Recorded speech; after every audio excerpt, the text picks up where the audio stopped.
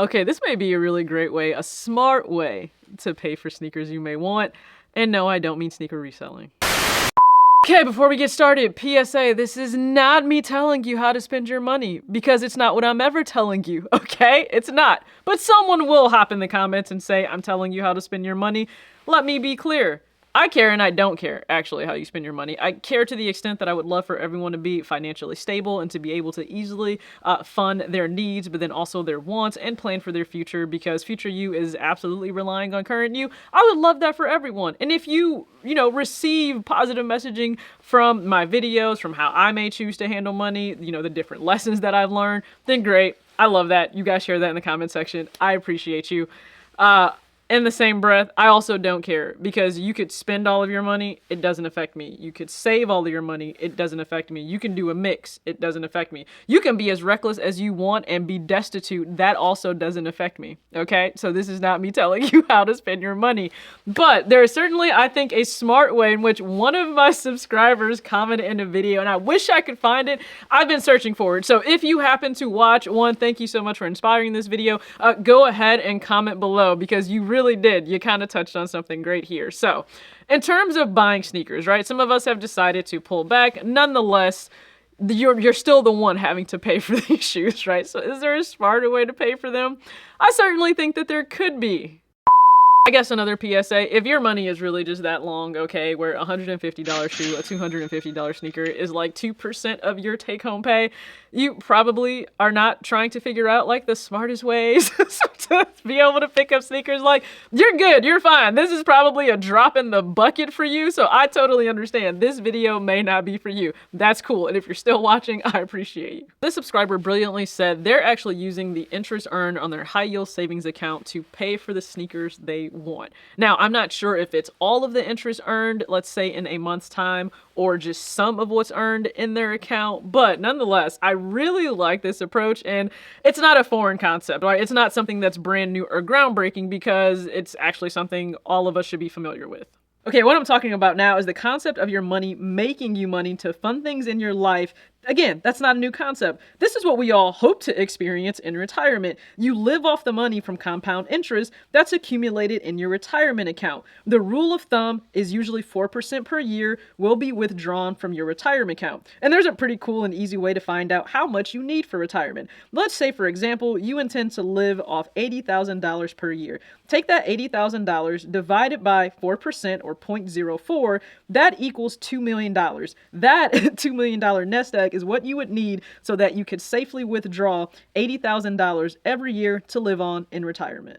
So you can apply this exact same concept to your high yield savings account if you should choose. Now, please be aware your high yield savings account doesn't have to be used for anything other than just holding savings, okay? It can be for an emergency fund, it can be for sinking funds, it can be for any number of things. And some people don't touch it at all, and I support that. And some people may choose to withdraw the interest earned and they will spend that. Again, it's whatever works for you. Now, to be clear, you will pay taxes on the interest earned in a high yield savings account. And if you have no idea what a high yield savings account is, I actually have an entire video, because it took me a while, honestly just too long, if I have to admit it, to go ahead and open one. But once I did, listen, I love the interest I earn there versus what you earn in a traditional bank, because in a traditional bank, it's nothing. Okay, so we're going to use an example here. Just stick with me. Yes, it's based on someone not buying a ton of sneakers every single year, okay?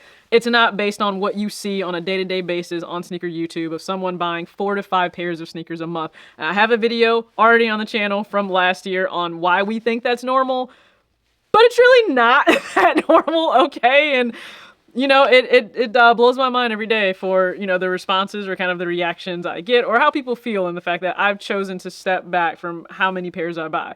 Like I said in my most recent video, my desire for a lot of these pairs goes no higher than me simply admiring them.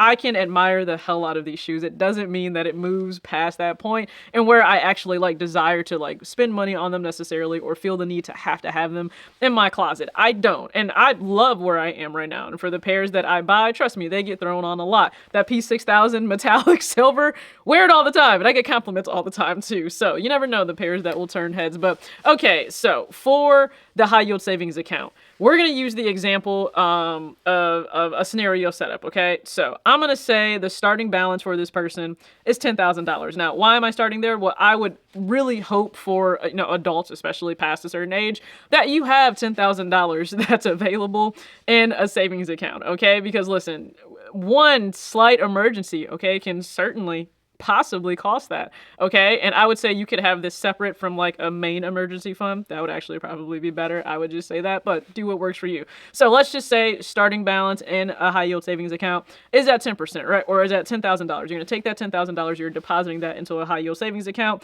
We're just going to say like 3 years to grow, but we're really going to work within, I think, those first 2 years, okay? Just for the example. Now, annual interest rate, high yield savings accounts, again, they have higher interest rates than your traditional savings account will with a bank. I use Capital One, and so you get 3.6%. Again, the interest rates on your high yield savings accounts, they are affected by what the Fed rate is. So as those rates go down, then the rates also go down in your savings account. And then if they have to raise rates, then it goes up. All right, that's just how it works. We're going to put it at 3.6 because that's what it is right now, compounding annually, but we're also going to have you continue to save every month because putting money aside into savings every month, one, it's just smart and financially sound. You're prioritizing future you when you're saving money, okay? In the future, something may happen to you and you want to make sure that you can take care of it. So we're going to have you put aside $500 every single month, all right? So if we look at the actual chart below, right, like what interest are we gaining? Now, mind you, the point also with you saving every single month is no matter what, money is being put aside, okay? So you are still moving the needle forward that way versus just only thinking about sneakers that you may want.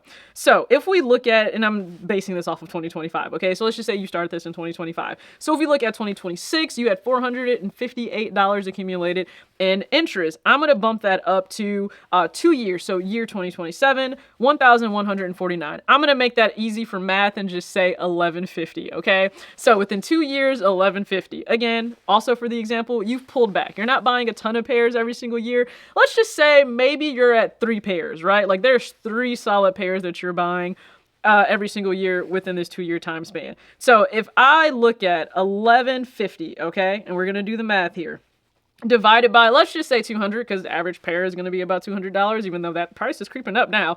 So we get 5.75. So from that, you can get about 5 pairs of sneakers at $200 and then 1 pair at $150. Okay, let's just say you want a, I don't know, mesh Y2K runner. Okay, maybe that's what you want. You guys know I'm loving those a whole lot these days. But maybe that's what you go after, right? So in total, that's 6 pairs covered just by the interest for your savings account. Oh, and by the way, you've still grown your account, okay? If we're looking at that second year, you've still grown that account to $23,149, okay? If we take away that amount that you're going to pay on the sneakers from the interest earned, we're still at $22,000. So you still, again, paid your future self, you have savings, but now you've also let your money make you money and then treat yourself to something that you want.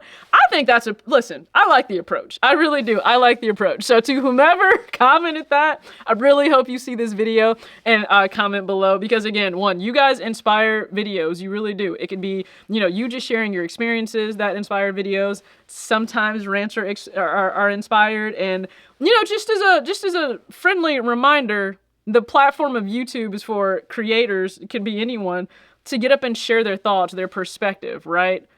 That's what it's for. So if someone were to say, like, why are you getting up ranting about things? Because I can, because it's my channel. Just like you can get up on your channel and you can express any and everything you would like to, provided it's within YouTube guidelines, okay? So you can do that. It's exactly what I do on my channel. I express excitement, I express frustration, I express a whole range of emotions when it comes to sneakers. I really do. And you know what the funny thing is? Quite a few of you seem to agree, but also it just resonates, right? It makes you think. The same way so many things have made me think as I've stepped back from buying as many sneakers, I certainly do look at things a little bit differently. Again, that's never to say you need to think exactly how I think. I've never said because I spend less on sneakers, I buy less sneakers, you should do the same.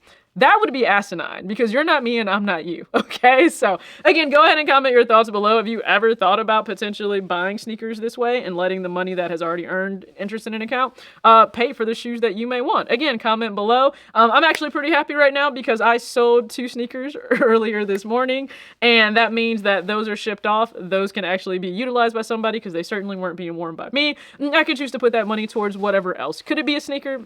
I don't know. I guess we'll see. But with all that being said, thank you for tuning in. Act your age, not your shoe size. Peace.